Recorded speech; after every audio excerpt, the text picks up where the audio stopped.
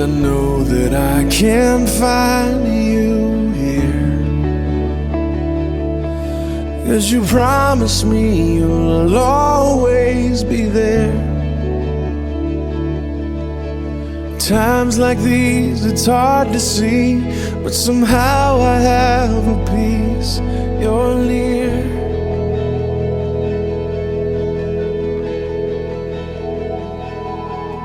And I pray that you. This might be really uncomfortable and real boring, you know, not like water rafting in Colorado or something. Frankly, I knew basically nothing about him when I got him, except that he was visually impaired. If you talk to some of the people that were sitting out with me waiting for my camper to arrive, they would tell you that I was scared. We're not here to have fun, we're here to serve the kids. And for 6 days, that's a long time. We brought 34 junior high and high school kids. We're gonna come up on the ramp first. There are so many children who have certain physical or developmental situations that is their life.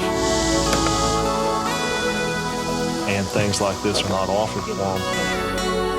When you put it within a Christian context, then it becomes even more rare.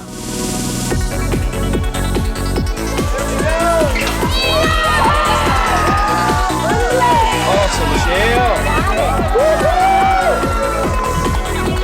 Before kids come to camp by very well-meaning people, they're told no. But when they're here at Camp Barnabas, we do the opposite. We tell them, yes, you can. There you go. Here's what I want you to do. I want you to take this board to the side. Keep going up. Keep going up. Right there. All right, a little to the right. Okay, you ready? All right, and let it go.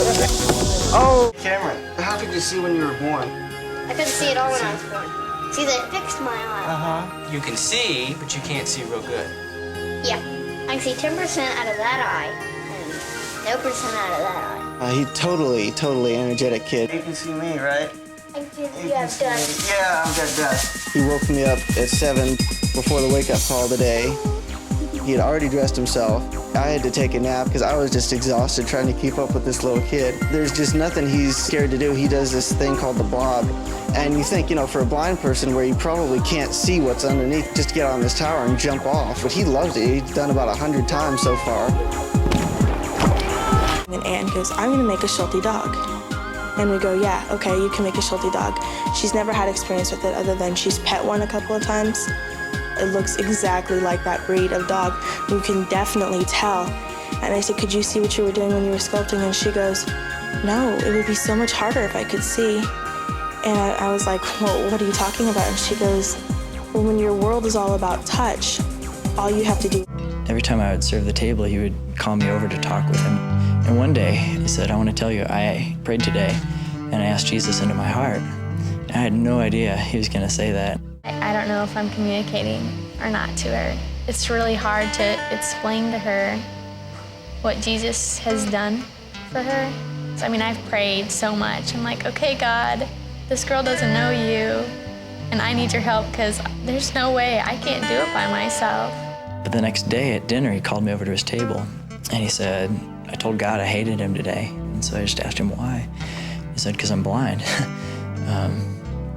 So I just listened. I didn't say anything, I just listened, and he said, can we hang out tonight? And I was like, yeah, you bet.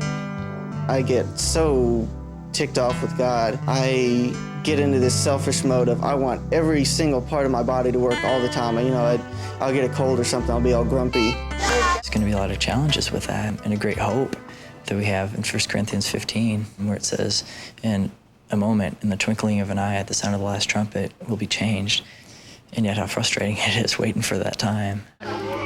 Reasons he has for doing things, but I know that there's a reason. I wasn't really sure if it was sinking in or not, and I was really frustrated because he would switch topics, and I thought, okay, he's sick of what I'm saying, let's do something else. And he said, put your hands in your lap, bow your head, you start praying. And he said, God, I'm sorry for saying I hate you. Pray that you forgive me, and I love you. Please help me not to sin. You know, basically I felt like I showed up. Makes fun of them at all. I know that when they go back, they won't have that. think I'm gonna miss him. This piece of property's been a Christian camp for a long time. Here, God is throughout everything. I think the people feel God's presence here really strong. A place where you can really learn about God and just grow so much here. Cross carry is a tradition of Camp Barnabas. And we take that cross from cabin to cabin. Things that cross carry represents that we want to celebrate the cross. Just remembering Christ and what he's done. And the second thing is that there are names on the cross. Names of people who've come to camp and they've passed away. And we wanted them to be remembered at camp. It's really an emotional time because a lot of the campers know that maybe someday they will be on the cross. It's hard to look at them and think, I might never see you again. It's just really hard seeing the cross come. Just like pray for them and stuff.